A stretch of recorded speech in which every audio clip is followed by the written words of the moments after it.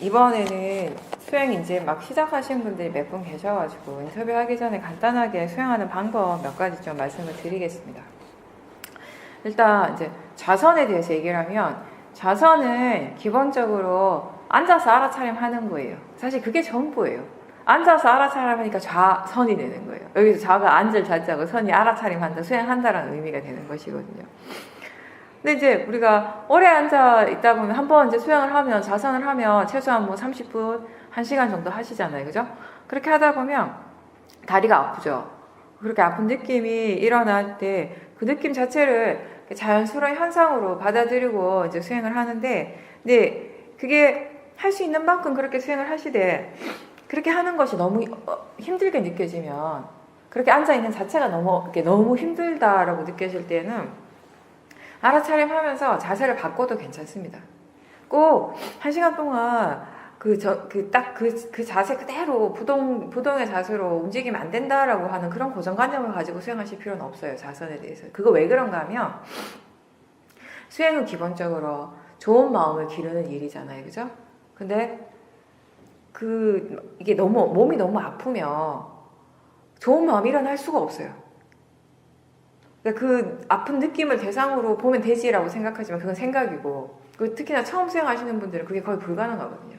아픈 거 자체에 너무 완전히 매몰돼 버리는 거죠, 마음이. 그러면은 계속 일어나는 마음들이 좋은 마음이 아니라 다 좋지 않은 마음들이 일어나게 되는 거예요. 그러니까 여기서는 그냥 바꿔도 괜찮다라고 얘기를 해줘요. 그 바꿔도 괜찮다라고 하는 그 생각 자체가 우리에게 수행하는 마음에 굉장히 큰 여유를 주거든요.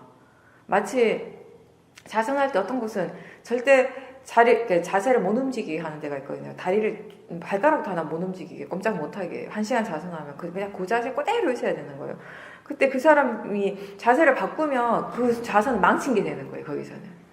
네. 근데 그런 데서 이제 우리가 자선을 하면요, 절대 내가 그렇게 할 수 없다, 바꿀 수 없다라고 생각하면 마음이 진짜 고통스러워져요.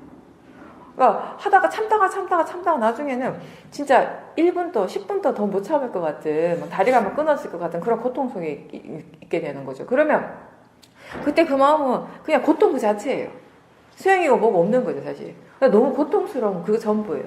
사실 그게 다리가 아플 때만 그런 게 아니라 일상의 삶 속에서 본인이 감당하기 힘든 어떤 괴로움이 일어나면 어느 순간 그 괴로움에 계속해서 매몰되다 보면 그런 거 느낄 거예요. 그냥 본인이 그 괴로움 속에 풍덩 들어가 있다라는 거, 그냥 매몰돼 있다라는 거. 그때는 수행 자체를 할 수가 없게 되는 것이거든요. 근데 그럴 때 이제 우리가 자선을 할 때 그냥 바꿔줘도 된다. 너무 힘들면 바꿔줘도 되는데, 다만 그냥 힘드니까 바꾸는 것이 아니라 싸띠하면서 바꾸라는 거죠. 싸띠하면서 바꿔도 된다라고 하는 그런 여유가 생길 때 마음이 조금 수행하는 것에도 여유가 생기기 시작을 하거든요. 뭔가 똑같은 느낌인데 바꾸면 안 돼라고 생각할 때는 참을 수 없을 것 같은 그런 느낌이, 바꿔도 된다라고 생각할 때 뭔가 참을 수 있을 것 같은 느낌으로 달라진다라는 것이에요. 그런 느낌들을 지켜보고 너무너무 고통스러워하는 그 마음을 보고 바꾸고 싶어하는 그 마음도 지켜보면서 자세를 바꿔도 된다라는 거죠. 그때 우리가 또 재미있는 현상이 뭐냐면, 정말 그 직전에, 자세를 바꾸기 그 직전에는 미칠 듯이 고통스러웠는데 다리를 잠깐만 움직였는데 그 고통이 사라지는 것 같아요. 그게 아무것도 아닌 게 돼버리는 거죠. 그러니까 그게 결국 마음에서 일어나는 것들이거든요. 그러니까 결국 몸의 통증에 대해서 마음이 어떻게 반응하는가의 문제인 거죠. 그러니까 그런 것들을 몸의 통증도 보지만 마음의 그런 진심, 바꾸고 싶어하는 탐심, 그리고 바꿨을 때 마음의 질이, 마음의 상태가 또 어떻게 변하는가, 이런 몸과 마음의 모든 이렇게 변화의 진행 과정들을 충분히 지켜보면서 자세로 바꿔도 된다라는 겁니다. 그렇게 하는 것 자체가 이제 바르게 수행을 하는 거기 때문에. 그러니까 뭔가를 고집을 하고 절대 자세를 바꾸지 않아야지, 내가 아무리 괴로워도 참아야지라고 하면 참는 그 순간에 고통 속에 그냥 매몰돼 버리는 그 순간에 수행이 전혀 안 되거든요. 근데 그 1시간이 딱 지나고 나면 본인이 뭔가 수행을 한 것처럼 뿌듯함을 느끼게 되는데, 이거는 진짜 수행을 해서가 아니라 어리석은 마음이 그렇게 느끼는 것이에요. 거기서 오는 어떤 성취감이 있는 거예요. 내가 뭔가를 해냈다라는 거. 근데 그게 중요한 것이 전혀 아니거든요. 뭔가 해냈다라는 것이 중요한 것이 아니라 그 순간순간들에 얼마만큼 알아차림을 할 수 있었는가가 중요한 것이지.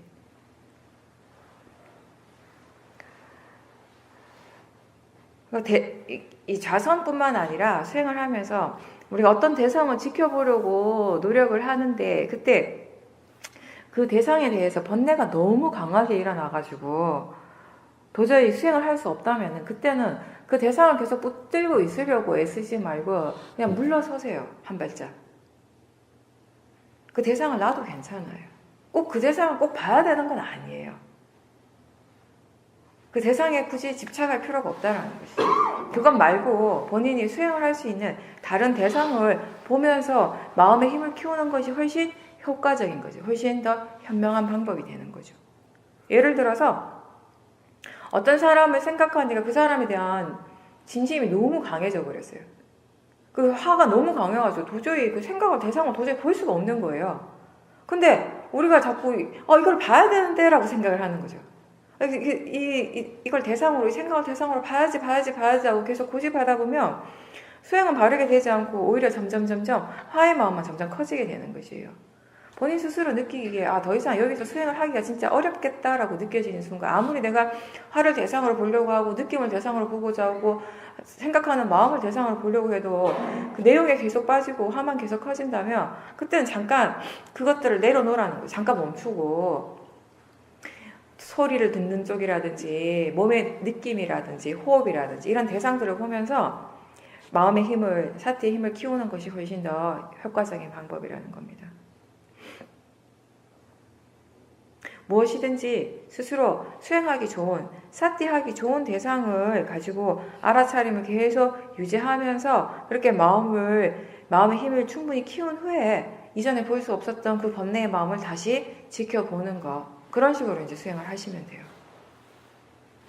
수행하는 마음이 편안해야지, 즉 수행하는 마음에 번뇌가 없어야지 법에 대한 이해가 생겨납니다.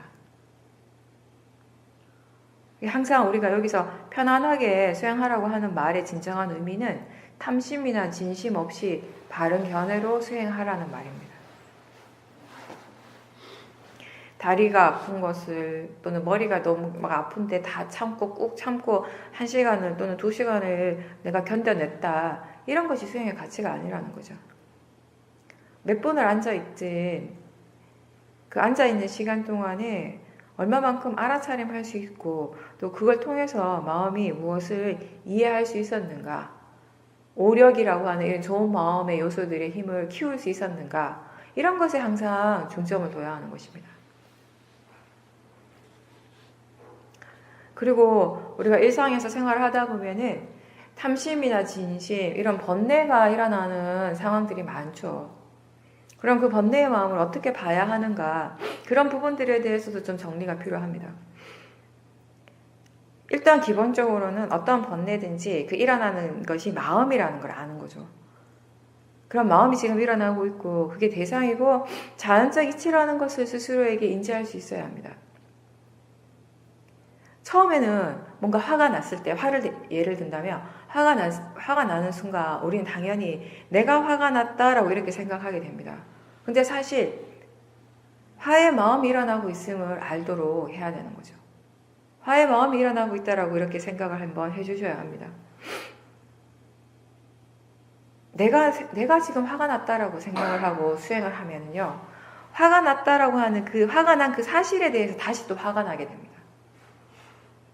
그게 우리를 더 힘들게 하는 거죠, 사실.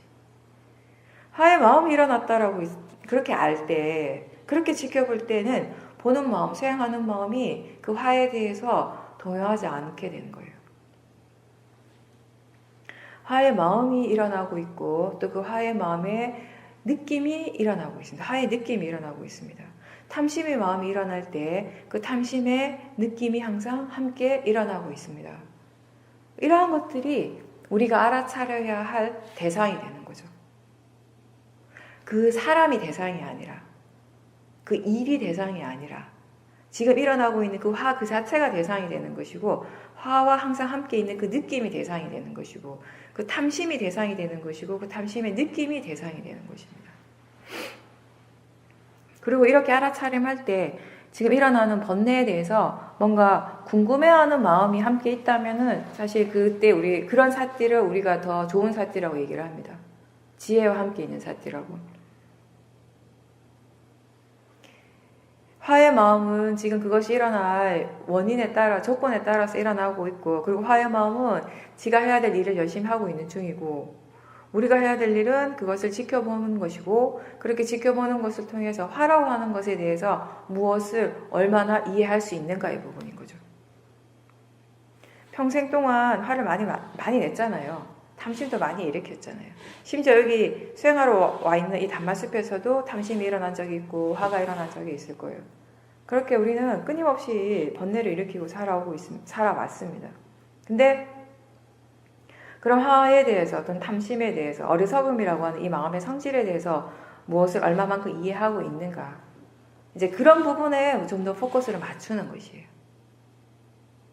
예전에는 그냥 화가 나는 게 그냥 싫었고, 내가 탐심이 많은 사람이라고 인정하는 것이 그냥 싫었고, 그런 것들을 이렇게 나한테서 그런 것이 일어난다는 것 자체가 그냥 싫었던 거예요. 그냥 외면하고 싶고, 피할 수 있다면 피하고 싶었다면 피하고 싶은 대상이었어요. 예전에는 번뇌라고 하는 것은, 그죠? 피하고 싶었지만 피할 수 없는 대상이었죠. 피하고 싶은데 피할 수 없으니까 괴로운 것이죠, 또. 근데 이제 수행에서 번뇌를 바라보는 관점은 딱 이거예요. 번뇌든 어떤 것이든 다 마찬가지인데, 어떤 마음이든 일단 알아차림의 대상이 되는 것이고, 그렇게 알아차림으로 해서 그 마음에 대해서, 그 마음의 성질에 대해서 우리가 무엇을 이해하고 얼마만큼 이해할 수 있는가의 부분, 거기에 포커스를 맞추는 것입니다. 그렇게 그 일어나는 마음을 바라보는 시각이 달라지게 되는 것이죠. 그런데 이 화에 대해서, 화나 번뇌가 일어날 때 그것에 대해서 궁금해하는 것은 좋은데, 그렇다고 해서 너무 많이, 너무 자주 왜 그렇지, 이건 왜 이렇게 일어나는 걸까라고 하는 질문은 너무 많이 일으키지 않는 게 좋아요. 아직 마음이 그것에 대해서 충분한 정보가 없는 상태에서 그런 질문들을 자꾸 하는 건 일종의 그것도 탐심이 될 수도 있고요. 또 그렇게 질문을 자꾸 하는 것이 수행하는 마음을 오히려 더 산란스럽게 동요하게 만들 수가 있습니다. 한두 번 정도 왜 그럴까라고 질문하는 정도는 괜찮지만, 그 다음부터는 그냥 알아차림이 있도록만 계속 노력을 하시면 돼요. 그렇게 알아차림을 통해서 마음은 지혜가 일어나는데 꼭 필요한 정보를 얻게 되는 것이에요. 그 정보는 저 바깥에서 오는 것이 아니라 자기 자신의 몸과 마음을 통해서 얻어지는 바로 그 정보입니다. 그런 정보들이 통찰지가 일어나는데, 무상공 무아의 지혜가 일어나는데 반드시 필요한 조건이 되는 것이죠. 화해를 이렇게 얘기를 하면, 화의 마음을 관찰할 때 우리가 몇 가지 질문을 한번 해보라고 해요. 그 질문이 무엇인가 하면은, 화가 지금 날 때 지금 이 순간에 몸과 마음의 그 상태가 어떤가, 몸과 마음에서 지금 어떤 것들이 일어나고 있는가, 이런 질문. 그리고 지금 이 화를 내는 이 마음이 정말 필요한가, 필요하지 않는가, 이게 정말 이익이 있는 것인가, 이러한 질문들. 그리고 이 화가 왜 일어났는가, 이런 질문들을 한 번씩 던져보라고 이렇게 얘기를 하는데, 근데 우선 여기에서 화가 왜 일어났는가라는 질문은 좀 조심해야 될 필요가 있어요. 왜냐하면 화가 왜 일어났지라고 질문하면 100% 사람들은 어떤 생각을 하냐면 내용적인 면을 계속 보게 돼요. 그죠? 어떤 사람한테 화가 났을 때 그 사람이 나한테 이러이러한 말을 하고 이런 행동을 자꾸 하니까 내가 화가 나지, 이렇게 생각을 하는 거예요. 100% 맥락적인 측면, 내용적인 측면을 얘기를 하는 것이, 보게 되는 것이거든요. 이런 스토리를 보는 것은 관념에 관한 것이, 관념적인 부분이에요. 우리가 수행해서 봐야 하는 것은 이런 관념이 아니라 실제하는 작용적이라고 했습니다. 그러니까 화가 왜 일어났는가는 그 내용적인 어떤 인과관계를 묻는 것이 아니라 마음에 작용하는 부분에서의 인과관계예요. 원인 결과예요. 예를 들어서 이런 거죠. 지금 화가 나고 있다는 것이 분명하죠. 그럼 이 화가 나기 직전에 마음은 어떤 생각을 하고 있었는가? 그리고 그 생각이 일어날 때 마음의 느낌은 어떠했나? 편안했나? 불편했나? 그리고 그 생각과 그 느낌이 화가 일어나는데 어떻게 영향을 주고 있는지, 그리고 어떤 특정한 그 상황, 화가 났던 그 상황에서 내 마음의 견해는 어떠했는지, 상대의 말을 들을 때, 상대방의 행동을 볼 때, 그때의 마음의 견해가 어땠는지, 마음가짐은 어땠는지, 이런 것들을 보는 겁니다. 화나기 직전의 느낌은 어떠했고, 어떤 생각을 하고 있었고, 그리고 화가 나는 이 순간에 화로서 일어나는 느낌은 어떤지, 무거운지 가벼운지, 좋은지 나쁜지, 편안한지 불편한지, 이런 것들을 보는 거예요. 화가 나면 기본적으로 뭔가 몸에서 어떤 열기가 느껴지죠. 그리고 뭔가가 거칠어지고 있다는 느낌이 들어요. 그 긴장을 하게 돼요. 힘이 들어가고 들뜨게 되죠. 이런 것들이 가장 일반적으로 모든 사람들이 알 수 있는 화의 느낌입니다. 그럼 그런 느낌이 화의 마음에 어떤 영향을 주는지, 그런 것들을 이제 대상으로 지켜보는 거예요.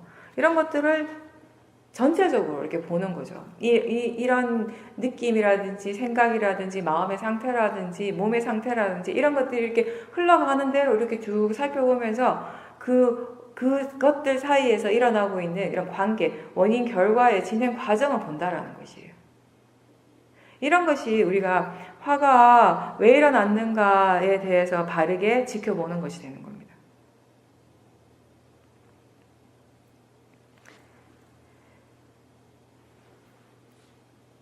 화가 일어나기 직전의 생각들을 보면 대체적으로 부정적인 생각들이에요. 그리고 기본적으로 이건 화가 날 일이라고 믿고 있습니다. 이런 바르지 않는 생각들이 화를 점점 더 증장시키게 되는 것입니다. 생각이 바를 때에는 화의 마음을 대상으로 우리가 뭔가 배울 수가 있습니다. 생각이 바르지 않을 때에는 화를 계속 키워가는 것입니다. 그리고 화가 나는 내용적인 측면을 자꾸 돌아보면요, 보면 볼수록 화가 더 날 뿐이에요. 그래서 볼 필요가 없는 것이에요. 근데 자꾸 우리 마음이 기본적으로 그쪽을 보고 있거든요. 보고 싶어 하거든요. 왜 보고 싶어 하는가 하면, 그 이유 중에 하나가 뭐냐면, 번뇌가 일어날 때 우리 마음에서 일어나는 성질 중에 하나가 그 번뇌가 일어나고 있는 것을 당연시하고 싶어 하고 뭔가 정당화시키고 싶어요. 합리화시키고 싶어 해요. 그런 내용들을 곱씹어 보는 이유 중에 하나는 그런 내용들을 보면서 우리의 마음이 자꾸 이렇게 생각하는 거죠. 그거 봐, 이게 화가 날 일이잖아. 화가 나는 게 당연한 거잖아. 이렇게 자꾸 생각을 하고 싶어 하는 것이에요. 사실 그렇게 그 내용적인 측면을 계속 보는 것은 생각의 내용이 계속 빠지게 되는 것이고, 이렇게 하는 것은 그 번뇌의 힘을 더 키워가는 것이지 번뇌를 대상으로 지켜보는 데에서는 전혀 도움이 되지 않는다라는 것입니다. 근데 어쩔 수 없이 그 내용을 자꾸 보고 있단 말이에요. 보고 싶어 한단 말이에요, 마음이. 그럴 때 이제 뭔가 마음의 느낌 쪽으로 좀 더 관심을 기울여 보세요. 그 느낌을 좀 더 이렇게 관심을 기울이고 지켜보면서 이쪽 내용 쪽에 자꾸 빠져 들어가려고 하는 그런 마음의 관심을 이 느낌 쪽으로 자꾸 의도적으로 바꿔주는 거죠. 그렇게 하면서 조금씩 그 내용에 대한 생각을 덜하면 덜할수록 화의 마음도 약해지게 되는 거예요. 근데 그런 식으로 이제 수행을 하시는 겁니다. 화를 내는 것이 나한테 이익이 있는가? 이 부분에 대해서 한번 생각해 볼 수가 있어요. 화를 내는 게 이익이 있는가? 라고 하면 어떤 사람들은 이익이 있다라고 생각할 수도 있죠. 화를 내야지 일이 해결이 되고 그렇게 생각을 하는 것이에요. 근데 화라고 하는 것은 자기 자신을 정말 힘들게 하는 일이에요. 다른 사람을 힘들게 하기 이전에 자기 자신을 힘들게 하는 것이 바로 화예요. 모든 번뇌의 마음들이 다 마찬가지이지만, 상대가 정말 잘못을 했다고 가정을 한다면, 그죠? 그렇게 해서 내가 화가 난다라고 생각을 하고 있을 때 그런 마음들을 믿으면 이제 점점 더 화가 나는 거죠. 화가 나는 것이 당연하게 생각되는 거죠. 근데 그 사람이 진짜 잘못을 했다면 그 사람이 그런 잘못된 말이나 그런 행위의 결과는 100% 그 사람의 몫이에요. 내 일이 아닌 거죠. 원인과 결과라고 하는 것은 이렇게도 표현할 수 있죠. 업과 업의 과보라는 거. 그래서 업을 지었기 때문에 그것의 과보를 반드시 받게 된다라고 하는 것이 원인 결과예요. 그 업과 업의 과보를 우리가 원인 결과라고 이렇게 표현하는 것이에요, 사실. 어떤 의미에서는. 근데 그 사람이 그렇게 말이나 행동한 것에 대해서 내가 거기에 대해서 불만족스러워하고 내가 거기에 대해서 다시 화를 낸다면 그 화는 그 사람의 것이 아니라는 거예요. 그건 이제 내 것이 되는 거죠. 내 마음에서 일어나고 있는 화는 분명하게 그 불선법이고 그 불선업의 과보 또한 100% 나에게 일어나는 것입니다.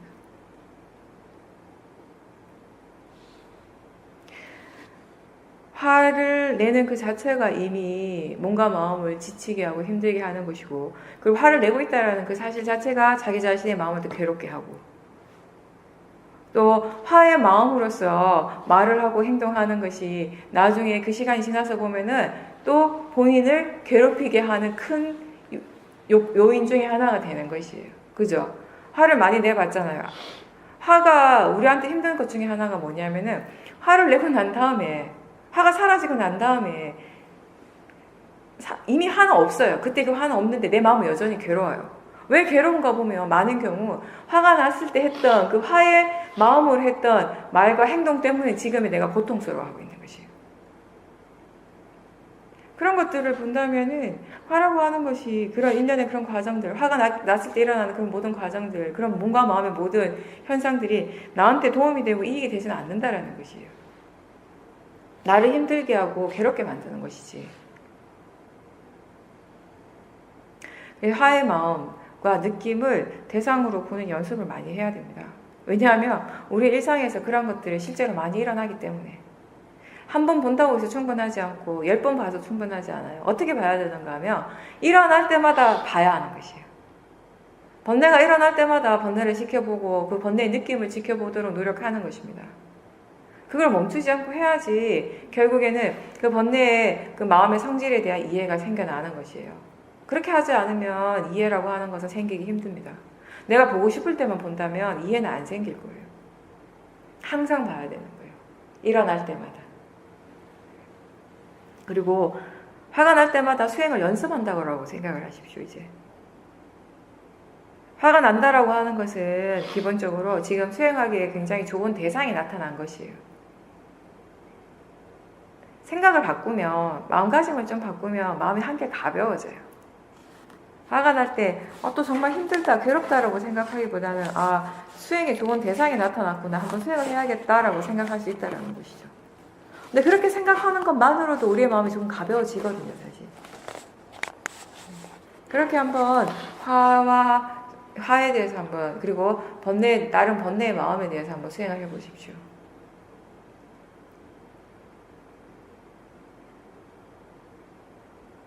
그리고 생각도 마찬가지입니다. 생각을 어떻게 관찰해야 되는가 간단하게 얘기를 하면, 생각이 일어나는 것 자체는 이미 자연적 이치예요. 나하고 상관없이 일어나는 것이에요. 원래 없었던 것이 생각이라고 하는 것이요. 내가 수행을 하니까 갑자기 나타나고 또 일어나고 나를 막 힘들게 하려고 계속 일어나는 것은 아니죠. 사실 항상 그렇게 생각은 일어나요. 그게 생각의 자연적 이치거든요. 멈추지 않고 일어나요. 잠을 잘 때도 생각은 일어납니다. 잠잘 때의 생각은 뭐냐면 꿈인 거죠, 꿈. 그렇게 계속 일어나는 것이 자연스러운 것인데, 평상시에는 그렇게 끊임없이 생각이 일어나고 있다는 것을 잘 알지 못하다가 알아차림을 하려고 노력을 하다 보니까 자꾸 알아지는 것이죠. 자꾸 알아지다 보면 이 생각에 대한 이해가 없이 사태를 두다 보면은 어느 순간 이 생각이 자꾸 이렇게 일어나는 그 사실, 그 현실 자체가 좀 힘들게 느껴지기도 하죠. 그 생각에 본인이 뭔가 압도당하는 느낌이 들 때가 있어요. 이러면 수행자가 생각 때문에 수행을 못하겠다, 이런 마음이 들기 시작하는 거예요.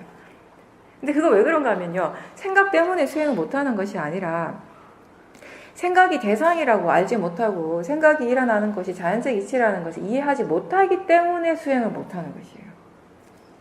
생각 때문이 아니라. 생각을 지켜보면서 우리가 이해해야 될 것은 뭐냐면 간단해요.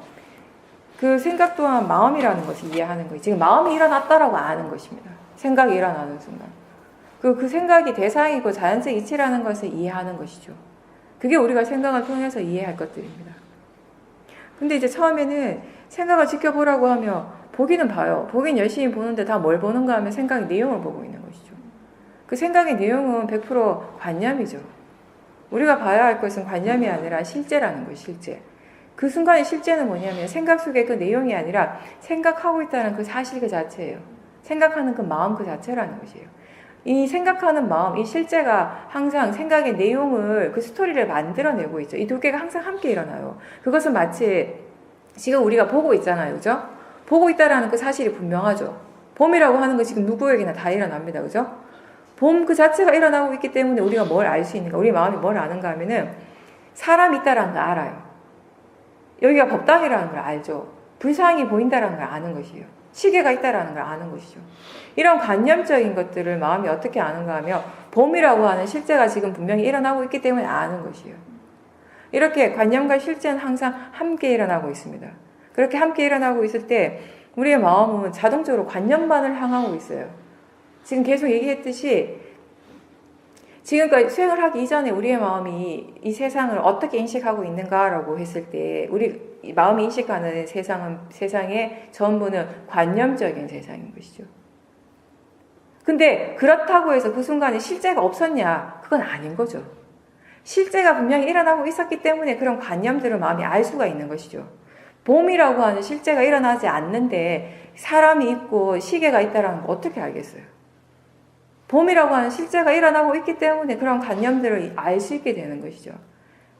관념과 실제는 항상 함께 일어나는 것이에요. 실제가 일어나고 있기 때문에 그런 관념의 작용이 일어날 수 있는 것이고, 그러한 또 관념을 통해서 우리는 이러한 실제가 일어나고 있다는 걸 또 다시 알 수 있게 되는 것이죠. 어떻게 보면, 관념은 수행을 할 때, 관념이라고 하는 것은 수행자에게 지금 이러한 실제가 있다고 알려주는 그런 그 중간 역할 같은 것이, 중간 역할을 할 때가 아주 많습니다. 그런데 우리의 마음에 지금까지 수행하기 이전에 항상 100% 관념적인 것에만 치우쳐져 있고 세상을, 뭔가 내 앞에 어떤 세상이 펼쳐지고 있음을 알 때 우리에게 펼쳐지는 그 모든, 우리에게 인식되어지는 그런 모든 세상들이 100% 관념적이었던 것인 거죠. 관념의 세상만 알고 왔죠. 근데 그렇다고 해서 실제가 일어나지 않은 것은 아니라는 거예요. 그럼 지금은 수행을 한다라고 하는 것은 어떤 의미냐면은 지금 관념과 이미 함께 일어나고 있는 그런 실제로 마음의 관심을 돌려주는 것이에요. 마음이 바른 대상을 향한다라고 하는 것은 지금 어떠한 실제가 일어나고 있는가를 아는 것이죠. 그래서 처음 수행할 때는 수행자들이 일단 마음은 뭔가를 인식할 때 100% 그 마음의 인식은 관념적인 쪽으로 가 있어요. 그게 너무 당연해요. 그걸 억지로 뗄 필요도 없고 그것을 안 일으키려고 할 필요도 없어요. 그 자체는 이미 자연적 이치니까. 다만 그때 그렇게 관념을 알 때 마음이 그런 관념적인 그 세상을 알고 있을 때 지금 실제가 무엇인지에 대해서 생각을 해주는 것이 필요한 거죠. 그렇게 하면서 우리의 마음이 점점 바른 대상을 향할 수 있게 되는 것입니다. 생각이라고 하는 거, 이 생각을 대상으로 보는 것이 다른 어떠한 대상들을 알아차림하는 것보다 힘든 이유가 뭐냐면 이게 구별이 안 돼요. 어떤 것이 관념이고 어떤 것이 실제인가가. 그래서 너무 힘든 거예요. 그래서 제가 항상 이 보는 것과 비교를 해서 얘기를 하는 것이에요. 이치로서는 똑같이 일어나거든요. 이치 자체는. 봄이라고 하는 그 실제가 일어나기 때문에 사람이고 나무고 하늘이고 하는 이런 관념적인 대상들이 알아질 수 있는 거하고 똑같은 거예요. 생각이라고 하는 마음, 실제 하는 마음이 이미 일어나고 있기 때문에 그 생각의 내용들이 일어나는 것이죠. 근데 그 내용은, 그 스토리는 마음이 만드는 100% 관념적인 것이고, 우리가 대상으로 하는 것, 수행에서 알아차림의 대상이라고 하는 걸 생각하고 있다라는 그 자체를 아는 것이죠. 마음이 지금 생각하고 있다라고 아는 것, 그것이 바로 알아차림입니다. 마음이 지금 일어나고 있다라고 안다면 실제를 아는 것입니다. 만약에 생각이 일어나고 있을 때, 그 사람이 지금 일어난다라고 마음이 그렇게 알고 있다면 그건 관념을 보는 것이에요. 지금 마음이 일어나고 있구나라고 할 때 실제를 보고 있는 것입니다. 그렇게 살띠를 두드러 이제 연습을 하는 것입니다. 근데 들을 때는 맞아 그렇게 해야지라는 게 쉽게 다가와요. 근데 문제는 뭐냐면 그거를 내가 직접 수행을 하려고 하면 절대 안 된다라는 것이에요. 그죠? 자선할 때 안 그렇던가요? 생각을 대상으로 보는 거지 생각이 내용이 대상이 아니다라는 걸 아무리 스스로에게 일깨워줘도 막상 수행은 어떻게 하고 있냐면 생각의 내용이 푹 빠져 있어요. 한참 그 생각의 내용에 빠져가지고 그 스토리 속에서 막 굴러가다가 번뇌도 막 일으키고 막 한참 이러다가 하고 깨어나는 거죠 이제 그때. 그러면서 마음이 지금 생각하고 있구나 하고 잠깐 삿대하죠. 그러다 보고 또 조금 지나면 또 생각의 내용 속에 또 막 굴러가요. 그런 게 계속 이제 반복되는 거예요. 이렇게 생각을 대상으로 관찰하는 것이 쉽지 않을 때, 그게 잘 되지 않으면은 생각과 함께 일어나고 있는 느낌 쪽으로 한번 관심을 기울여 보세요. 그 느낌은 항상 실제입니다. 생각하는 마음을 대상으로 바로 보기 힘들 때 느낌을 한번 보는 거죠.